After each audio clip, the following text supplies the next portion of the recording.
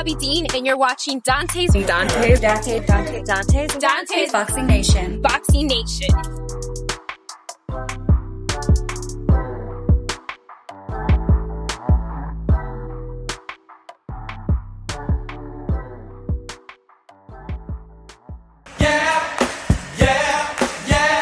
What do you think about Gervonta's performance against Frank? I think it was great, man. He's an unbelievable guy, man. I think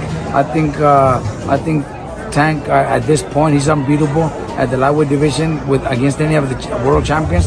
I think he's the top guy right now at that division. He had a great performance. You know, he has his timing, his power, accuracy. Everything's great, man. He's a perfect fighter right now.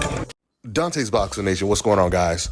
So that was Robert Garcia talking about Gervonta Tank Davis, praising Gervonta Tank Davis. Not only is that the highest praise I've ever seen Robert Garcia give any fighter, but that might be the highest praise I've ever seen any trainer give a professional boxer, at least in recent years. Now, this is not to imply that Gervonta is pound for pound #1, the best fighter in the world, but to call a fighter today the perfect fighter and he's unbeatable, that's pretty damn high praise. But for some reason, Robert Garcia, he's had a slight change of heart because he did this recent interview with Fight Hype, and this is what he's saying about Gervonta now. Tank doesn't, he's never been in a tough fight. He knows how to pick his opponents. That's one thing that I also, sometimes criticize because he hasn't given us the fights that we would like to see, the unifications, the challenges to, you said it, he could easily move up to 140, but he won't, but he doesn't. He did when he saw the right moment against Barrios. That's the time, that's when he did it. He didn't do it against a solid top guy at 140. So they've managed his career a smart way.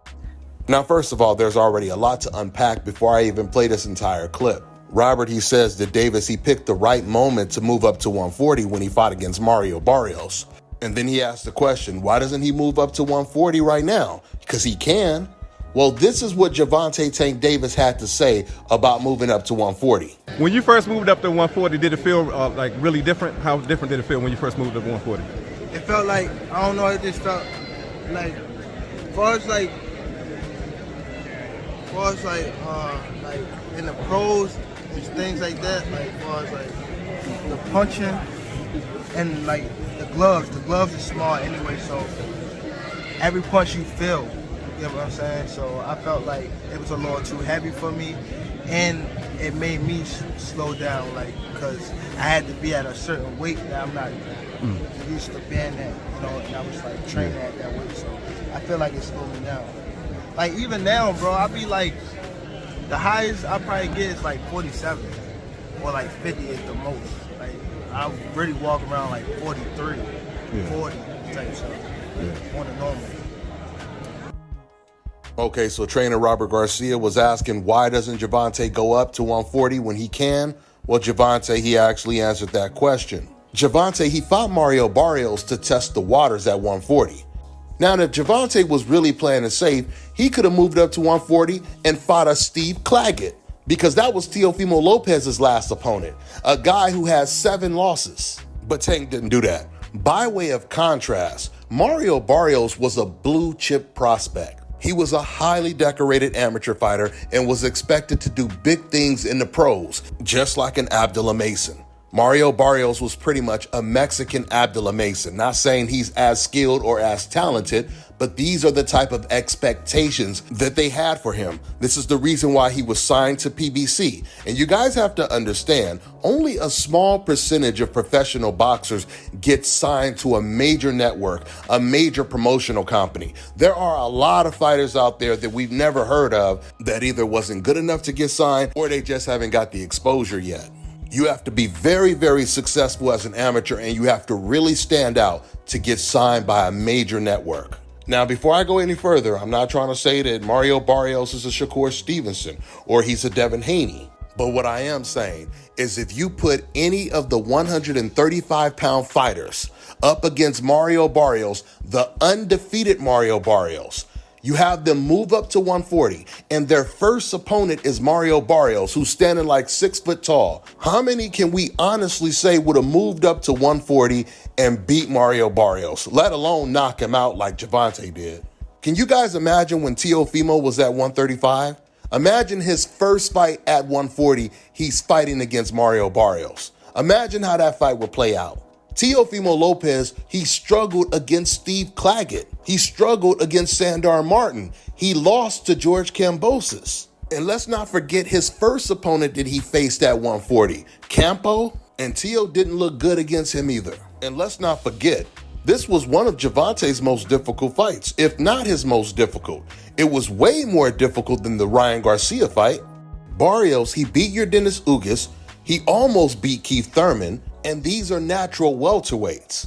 And Gervonta knocked him out, moving up from 135. And in that clip I played for you guys, you heard Gervonta explain he feels that the weight is too much for him. I'm telling you guys right now, that undefeated Mario Barrios, he would have gave any of the lightweight problems if they would have moved up and fought him first. And here's the hypocrisy. When Gervonta knocks out Leo Santa Cruz, these fans, they try to make excuses saying that Leo Santa Cruz was too small for him. But did you guys know that Gervonta, he actually moved down in weight to fight against Leo Santa Cruz? How often do you see a fighter move down in weight? Talk about draining yourself. That would be equivalent to Bivol moving down to 168 to fight Canelo Alvarez in a rematch. So we've all heard Mexican fans say, oh, you know, Gervonta, he only beat Leo Santa Cruz because he was too small. But then in Gervonta's very next fight, he fights somebody way too big. And the results are the exact same. Now, another question Robert Garcia had in this clip is, he said, why doesn't Gervonta unify? Another question asked and answered. Lomachenko was supposed to be Gervonta's next opponent for a unification bout, and it was Lomachenko that turned down that fight.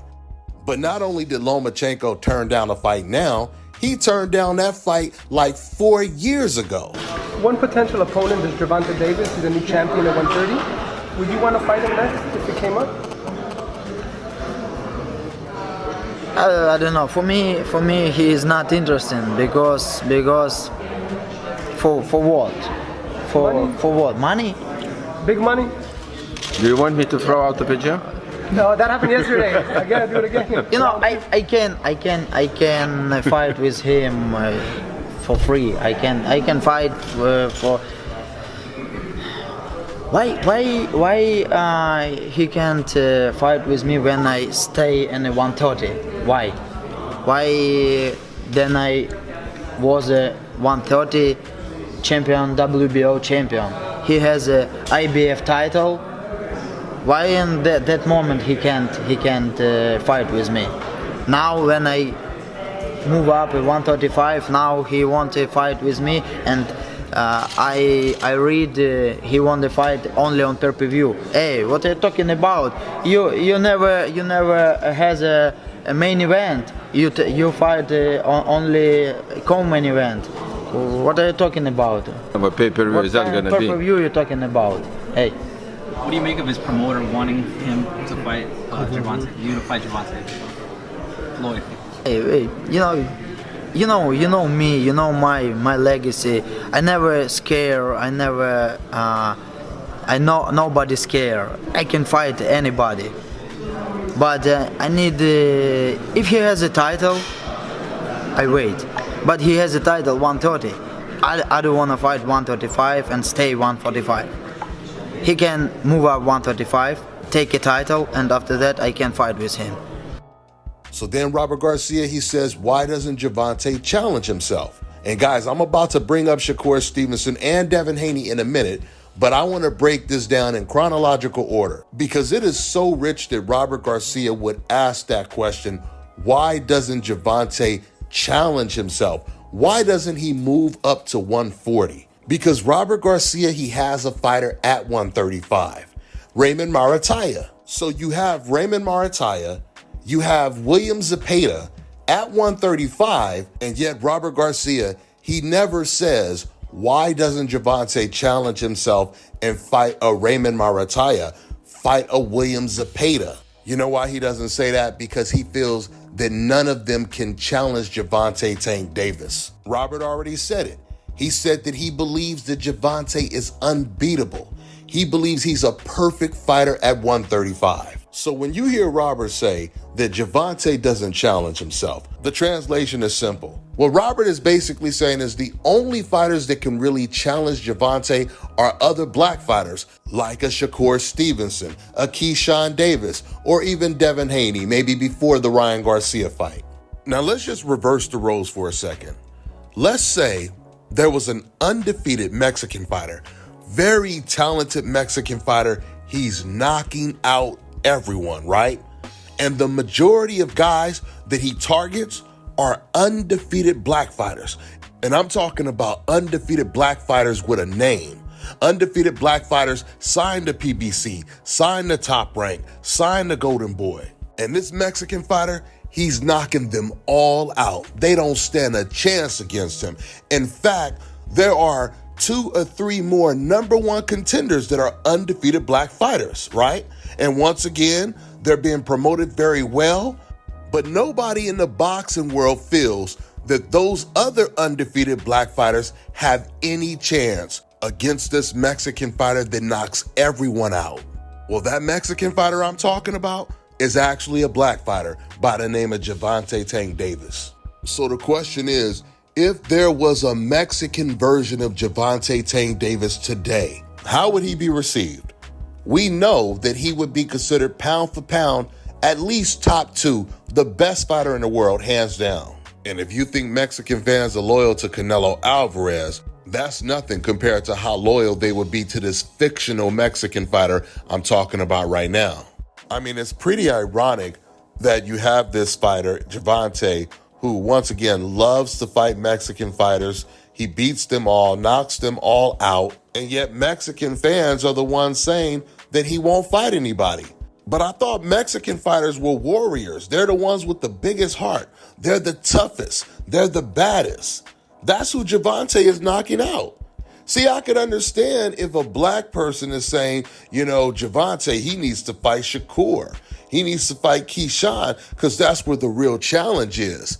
But it's kind of odd for a Mexican to say this with the type of pride that Mexican fans have. Wouldn't you expect Mexicans to say Gervonta needs to challenge himself and fight a tough Mexican like William Zepeda? He needs to fight a tough Mexican warrior like Raymond Marataya.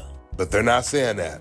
Instead, they're saying he needs to challenge himself by fighting a Shakur Stevenson, a Devin Haney, a Keyshawn Davis. And what that means is all that negative stuff you guys see them saying about black fighters like Shakur or Keyshawn or even Gervonta himself was never true. They have always seen these fighters as being on a complete different level. That's all I got for now, guys. I'm on to the next one.